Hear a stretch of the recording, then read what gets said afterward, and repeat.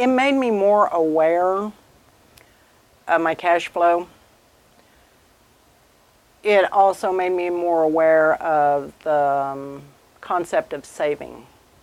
I don't have to save for old age, but it is helpful to save for those emergencies that come up.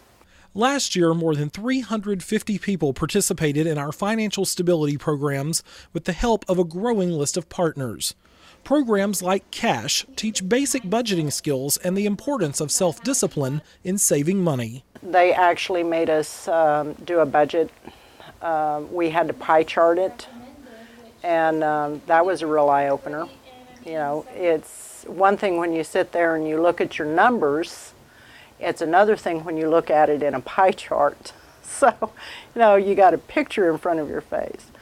Beverly Christensen attended our classes and even met her savings goal.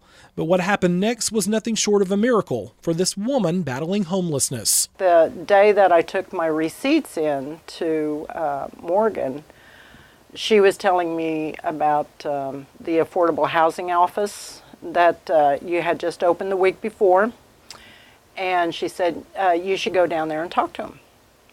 So after I got done talking with Morgan, I went down there and I met Michelle, and she stepped me through applying for HUD housing. And she noticed on my application I was a veteran. And she said they have a veterans program to get you housed. And she put me in contact with the VA reps there in Mount Vernon. And that was the best experience that could happen to me, because I now have long-term health care, whereas before I couldn't afford it. So that was the biggest benefit that I got out of it. Just a simple comment, you should stop by. This became just one of the many stories that quickly developed after Community Partnership of the Ozarks teamed up with the City of Springfield to open the Springfield Affordable Housing Center. People that have housing issues probably also have transportation issues. And so the idea to get all of these services into one location where a person could come to one place on a city's bus line is just a tremendous accomplishment for our city. Programs like the Springfield Community Land Trust and One Door play anchor to the center's efforts to break the barriers to centralized services. But even before the opening of the housing center, we were working to address issues like homelessness. In 2013, our Housing as Healthcare documentary was released, showing how a lack of housing affects those living with chronic illnesses. My doctors tell me that I need to lay down and rest when I am hurting or sit with my feet up. Well, that's impossible to do when you live on the street. Take a hot shower, use a heating pad. It's hard to plug in a heating pad to a tree. It just doesn't work. And we quickly found that health care costs leave many asking whether they will be eating dinner or simply paying for their medications. My insulin alone costs $400 per bottle, and I need 5 bottles per month. So that's $2,000 just for my insulin. So each year, Community Partnership does exactly what we do best. We reach out to our partners and we join forces for one of the biggest events of the year, Hope Connection, which provides dozens of services ranging from medical to vision to housing to employment and even haircuts. It's hard to get help, especially when you don't have nothing. You know, there's places to go, but they turn you away because they're understaffed.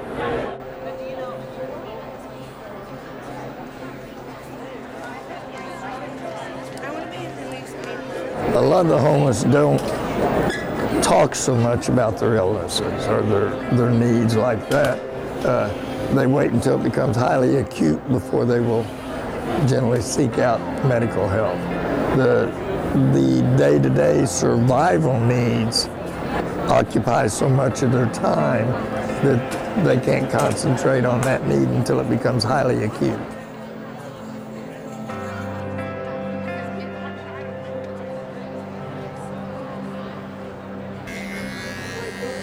This is my second year trying to make it better, And it's making it more easier now. I get a haircut and get cleaned up and get my glasses and my Social Security and my ID and everything. That's excellent.